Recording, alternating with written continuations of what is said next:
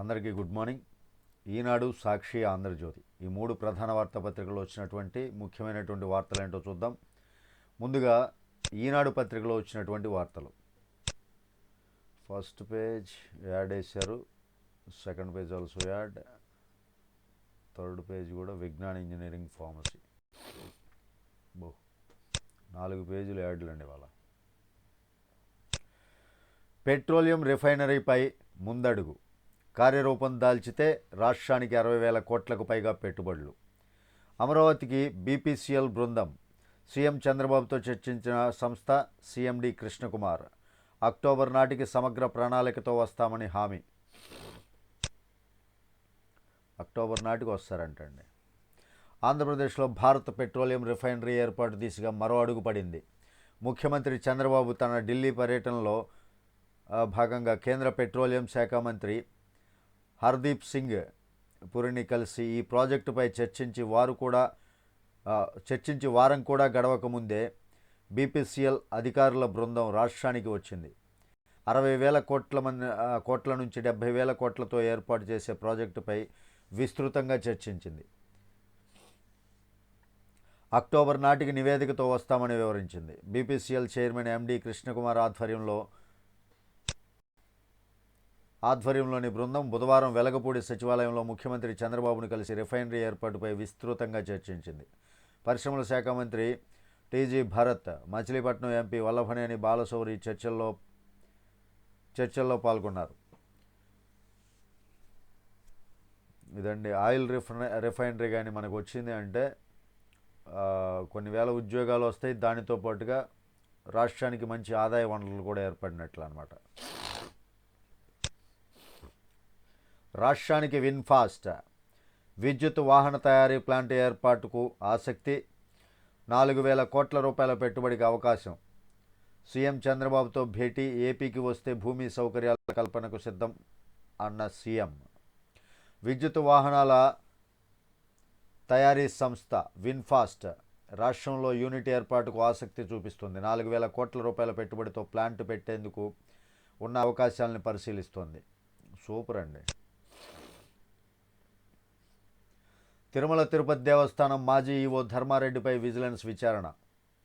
సమాచార పౌర సంబంధాల శాఖ మాజీ కమిషనర్ విజయ్ కుమార్ రెడ్డిపైన కూడా ఆదేశించిన రాష్ట్ర ప్రభుత్వం శ్రీవాణి టికెట్లు సహా అన్నింటా అవినీతికి పాల్పడ్డారని ధర్మారెడ్డిపై ఫిర్యాదులు. వైకాపాతో అంటకాగి ఆ పార్టీ ప్రయోజనాల కోసం అధికారిక హోదాను దుర్వినియోగం చేశారనే ఆరోపణలు ఎదుర్కొంటున్న తిరుమల తిరుపతి దేవస్థానం మాజీ ఈవో ధర్మారెడ్డి, సమాచార పౌర సంబంధాల శాఖ మాజీ కమిషనర్ తుమ్మా విజయ్ కుమార్ రెడ్డిలపై విజిలెన్స్ అండ్ ఎన్ఫోర్స్మెంట్ విచారణకు రాష్ట్ర ప్రభుత్వం ఆదేశించింది. ఇదండి ధర్మారెడ్డిపై రాష్ట్ర ప్రభుత్వం విచారణకు ఆదేశించిందంట. ప్రధాన డ్యాం ప్రాంతంలో సీపేజీ ఎత్తిపోయాల్సిందే.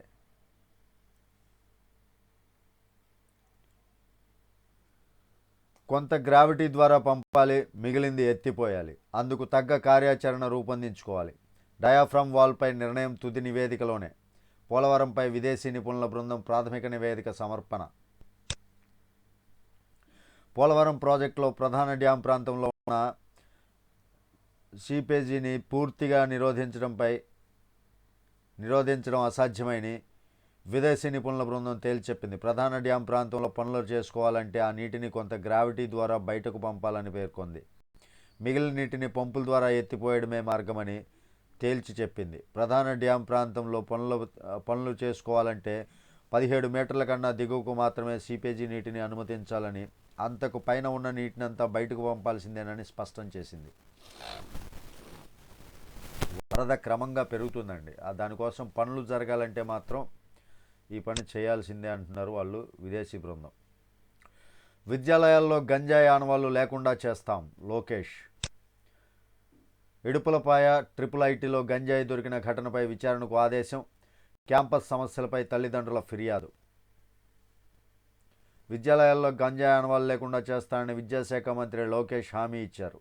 వైఎస్ఆర్ జిల్లా ఇడుపులపాయ ట్రిపుల్ ఐటీలో 2 ఇంజనీరింగ్ విద్యార్థుల వద్ద గంజాయి దొరికిన ఘటనపై మంత్రి ఆగ్రహం వ్యక్తం చేశారు. సమగ్ర విచారణ చేపట్టి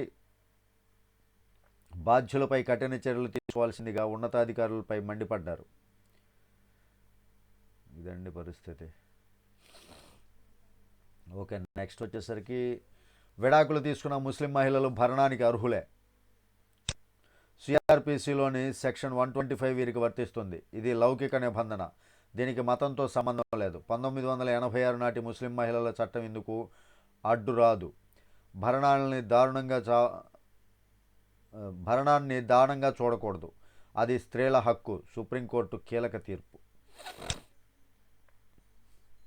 ఇక్కడ ఇంకొకటి వేశారండి, లాఠీలు అరువే. 5 ఏళ్లలో పోలీసులకు ₹1 విదల్చని జగన్. బుల్లెట్లు, లాఠీల కొనుగోలుకు గతిలేని పరిస్థితి. ఎన్నికల వేళ తెలంగాణ నుంచి సామాగ్రిని తెచ్చుకున్న వైనం. రాష్ట్రం పరువు తీసిన వైకాపా ప్రభుత్వం. లాఠీలు, బుల్లెట్లు కొనుక్కోవడానికి కూడా డబ్బులు లేక గవర్నమెంట్ దగ్గర పోలీసులకి ఆ నిధులు ఇవ్వకపోతే తెలంగాణ పోలీసుల దగ్గర నుంచి అరువు తెచ్చుకున్నారంటండి లాఠీలు అయ్యి. ఎంత సిగ్గుచేటు జగన్, ఎంత అసమర్థమైనటువంటి పాలన చేశాం.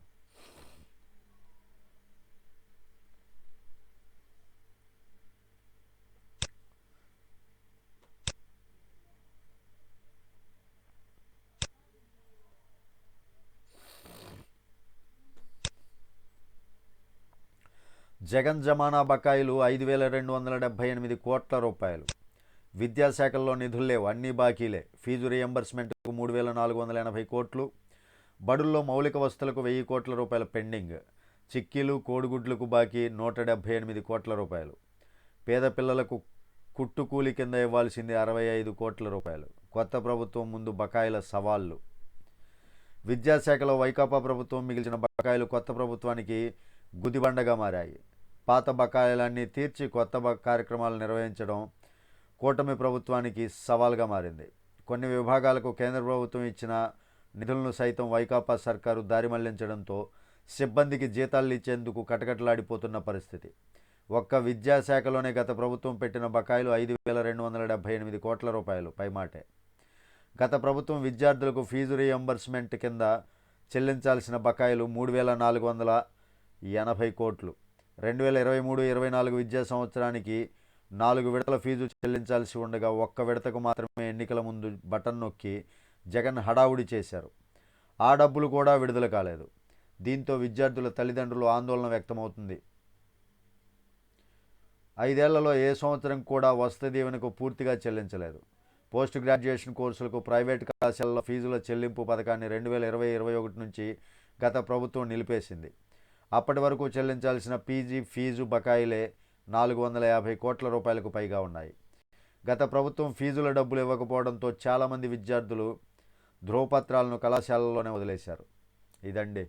మళ్ళీ మొన్న సాక్షి పత్రిక ఏమి రాసింది, దీని గురించి రాసింది. వాళ్ళు చేసినటువంటి బకాయిలే మన ఇంతబడికి తేలలా, కరెక్ట్గా లేవు అని చెప్పాను అప్పుడే. చూసారా, ఇన్ని బకాయిలు పెట్టి మళ్ళీ అవి తీర్చేసి మిగిలినటువంటి వాటికి డబ్బులు చూడాలి. ఏం చేశారురా బాబు. అంతర్జాతీయ స్థాయిలో జూ పార్కుల అభివృద్ధి. అధికారులకు ఉప ముఖ్యమంత్రి పవన్ కళ్యాణ్ ఆదేశం. టీ విత్ డిప్యూటీ సీఎం కార్యక్రమాన్ని రూపొందించండి. అరుదైన జంతువుల దిగుమతిపై దృష్టి పెట్టాలని సూచన. ఓకే, నిర్మాణాలే కాలేదు, తరగతి గదులు ఎలా? గుత్తేదారుల పెండింగ్ బిల్లులు ₹200 కోట్ల. 5 వైద్య కళాశాలలో ప్రవేశాలకు అనుమతించని ఎన్ఎంసీ నాటి వైకాపా ప్రభుత్వ నిర్వాహక ఫలితం ఇది. గుత్తేదారులకు వైకాపా సర్కారు బిల్లుల చెల్లింపు చేయనందున 5 కొత్త వైద్య కళాశాలలో కనీస భవన నిర్మాణాలు కొనసాగించేందుకు గుత్తేదారులు మొండికేశారు. ఎక్కడి పనులు అక్కడ వదిలేసి యంత్రాలను వెనక్కి వెళ్తున్నారు. ఇదండి. మరి అక్కడ కాంట్రాక్టర్లకి కరెక్ట్గా డబ్బులు ఇవ్వకపోతే వాళ్ళు ఏం వర్క్ చేస్తారు? గత ప్రభుత్వంలో ఇలా ఉంది దరిద్రం. దస్త్రాల దహనం కేసు దర్యాప్తు వేగవంతం. పీసీబీ కార్యాలయంలో పోలీసుల విచారణ. పీసీబీ దస్త్రాల దహనం ఘటనపై పెనుమలూరు పోలీసులు దర్యాప్తు ముమ్మరం చేశారు. దర్యాప్తు అధికారి రామారావు నేతృత్వంలోని బృందం బుధవారం విజయవాడలోని పీసీబీ ప్రధాన కార్యాలయంలో విచారణ చేపట్టింది. ఇటీవల కృష్ణానది కరకట్టపై దహనం అవుతున్న దస్త్రాలను పోలీసులు స్వాధీనం చేసుకున్న సంగతి తెలిసిందే. వీటిని పీసీబీ కార్యాలయానికి తీసుకొచ్చి అధికారులు సిబ్బంది నుంచి వివరాలు రాబట్టారు. ఓకే.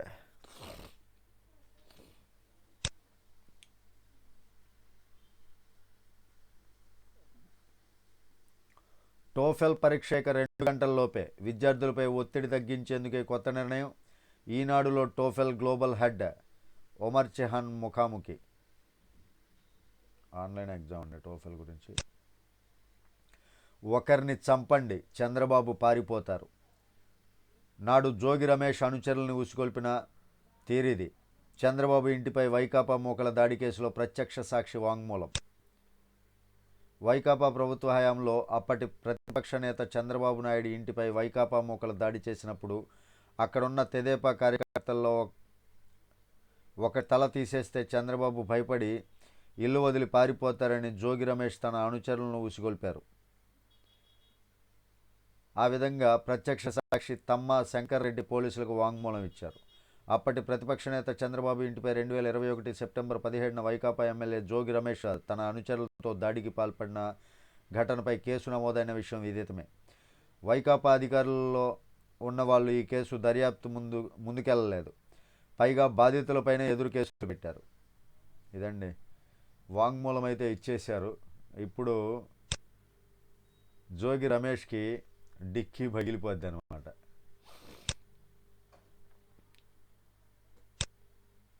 జోగి రమేష్ డిక్కీ ఢామ్ అంటది.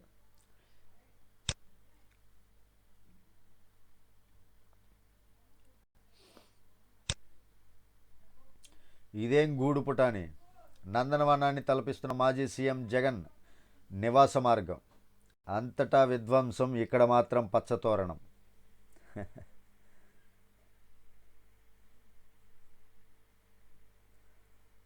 1.10 లక్షల కోట్లు. ఇది జగన్ పాపం ఖరీదు.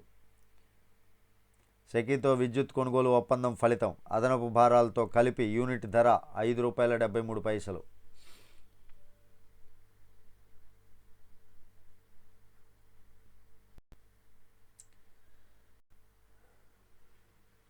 మర్యాదకు మన్నన అందుకున్న కండక్టర్ అంట.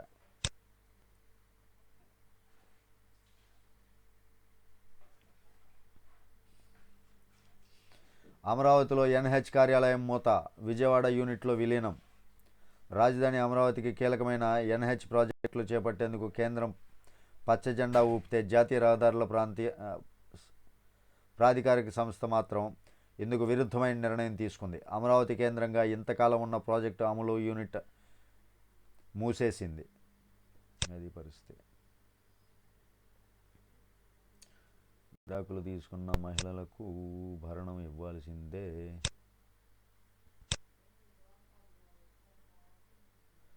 అమరావతిలో సంస్థల ఏర్పాటుకు మార్గం సుగమం అంటండి. ఒప్పందాల గడువు పొడిగిస్తున్న ప్రభుత్వం. ఓకే.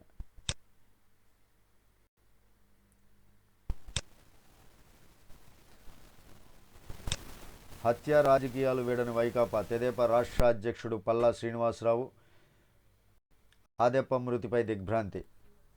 ఓకే. గంజాయి నియంత్రణకు 100 రోజుల కార్యాచరణ ప్రణాళిక. మంత్రి గుమ్మడి సంధ్యారాణి. 2 గంజాయి ముఠాయిల ఆటకట్టు. Okay. Super super super super super super super super super.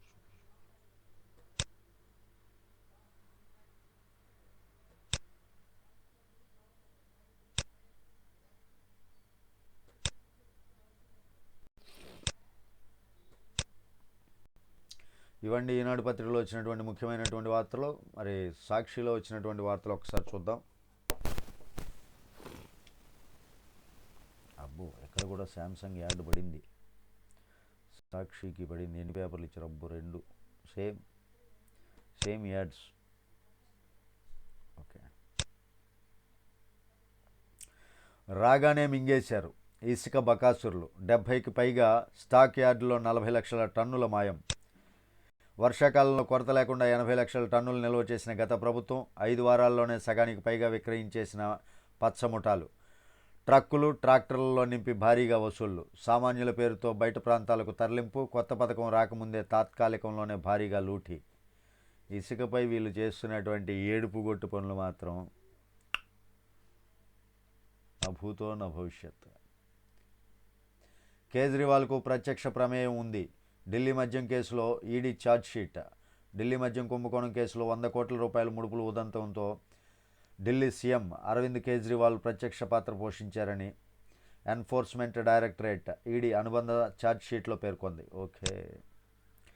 Visakha steel అమ్మేద్దాం, ప్రైవేటీకరణ అనివార్యం అంటూ ఆంగ్ల మీడియాకు టీడీపీ లీకులు. అమ్మకాన్ని అడ్డుకుంటామని ఎన్నికల ముందు ప్రగల్భాలు, అధికారంలోకి వచ్చాక అమ్మడానికి మద్దతుగా వ్యాఖ్యలు. ఒంటరిగా పోటీ చేసి ఉంటే విశాఖ ఉక్కును కాపాడేవాళ్ళం. కూటమి ప్రభుత్వం కాబట్టి ఇప్పుడు ఇబ్బందులున్నాయి. విశాఖ ఎంపీ భరత్.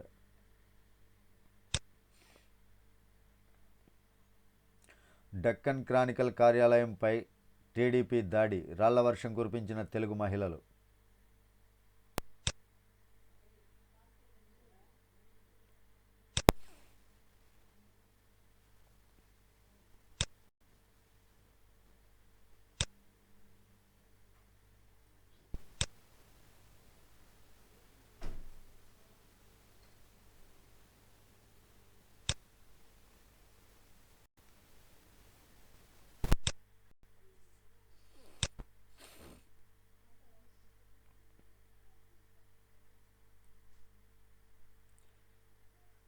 టీడీపీ నేతల నిర్వాకానికి తల్లి కూతురు బలి, వైఎస్ఆర్సీపీకి ఓటు వేశారన్న నెపంతో అక్రమ కేసు, భర్తపై అకారణంగా ఎస్సీ ఎస్టీ కేసు నమోదుతో తీవ్ర మనస్తాపం, కుమార్తెను చంపి తల్లి ఆత్మహత్య.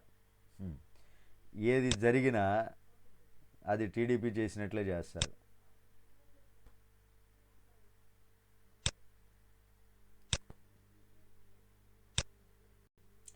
వైద్య శాఖలో నియామకాలకు బ్రేక్, నియామకాలన్నీ నిలిపివేయాలని అధికారులకు మౌఖిక ఆదేశాలు.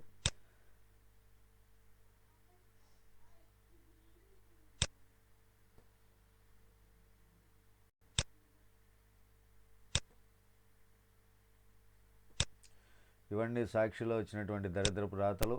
ఒకసారి ఏబిఎన్ ఆంధ్రజ్యోతి చూద్దాం. టికెట్ ధరల పెంపుపై తేలుస్తాం, ఆ అధికారం సర్కారుకు ఉందా లేదా, దీనిపై లోతైన విచారణ జరుపుతాం. కల్కిపై దాఖలైన వ్యాజ్యంలో హైకోర్టు స్పష్టీకరణ. ముస్లిం మహిళలు భరణానికి అర్హులే, ఇదొకటి అన్నిట్లో వచ్చినాయి. రాష్ట్రంలో భారీ రిఫైనరీ, ఇది మాత్రం రాయరండి. ఇసుక గురించి ఏడిపోయి రాశారు తప్ప భారీ రిఫైనరీ ఇది చర్చలు జరిగినాయి, వాళ్ళు వచ్చారు, ఆ సంస్థ బృందం వచ్చింది అని మాత్రం చెప్పరు. 75,000 కోట్ల పెట్టుబడికి BPCL ready. Okay. INPR commissioner Vijay Kumar రెడ్డిపై విజిలెన్స్ విచారణ, ఆయనకు సహకరించిన అధికారులపైన విచారణ జరుగుతుంది. రాష్ట్ర ప్రభుత్వం కీలక నిర్ణయం, 1-2 రోజుల్లో ఉత్తర్వులు జారీ. అలా వచ్చి ఇలా వాలిపోతున్నారు మంత్రుల పేషీల్లోకి వైసీపీ వీరభక్తులు. పిఎస్లు ఓఎస్టీలుగా కీలక శాఖల్లో పాగా, గనుల దొంగకు ఏకంగా పట్టాభిషేకం. మైనింగ్ మంత్రి ఓఎస్టీగా రాజాబాబు నియామకానికి కదులుతున్న పావులు. గనుల శాఖలో పనులు చక్కబెట్టేందుకు తెర వెనుక కాకినాడకు చెందిన నేత చక్రం.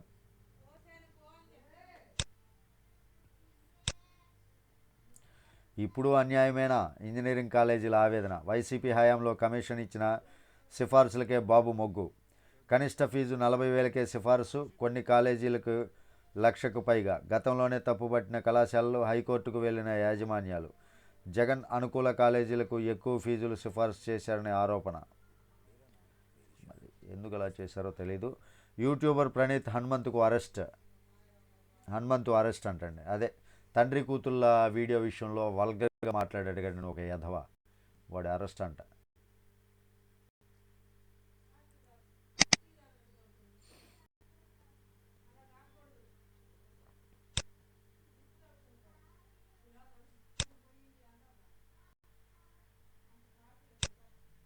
కాపర్ డ్యాములు. నేను సచ్చీలుడిని, నాపై కేసులే లేవు, నాకు నేర చరిత్ర లేదు, అనుచరులు కూడా లేరు. పోలింగ్ తర్వాత రోజు ఇంటి నుంచి బయటకు పోలేదు. కారంపూడిలో హింసాత్మక ఘటనతో సంబంధం లేదు. మాజీ ఎమ్మెల్యే పిన్నెల్లి సమాధానాలు కంగుతిన్న పోలీసులు. పచ్చిగా అబద్ధాలు ఆడటంలో వైసీపీ వాళ్ళకి మించిన వాళ్ళు లేరు. ఇవన్నీ 3 పత్రికల్లో వచ్చినటువంటి ముఖ్యమైనటువంటి వార్తలు. వీడియో మీకు నచ్చితే ఖచ్చితంగా లైక్ చేయండి, ఛానల్కి సబ్స్క్రైబ్ చేసుకుని నన్ను కొంచెం సపోర్ట్ చేయండి. Thank you. జై హింద్.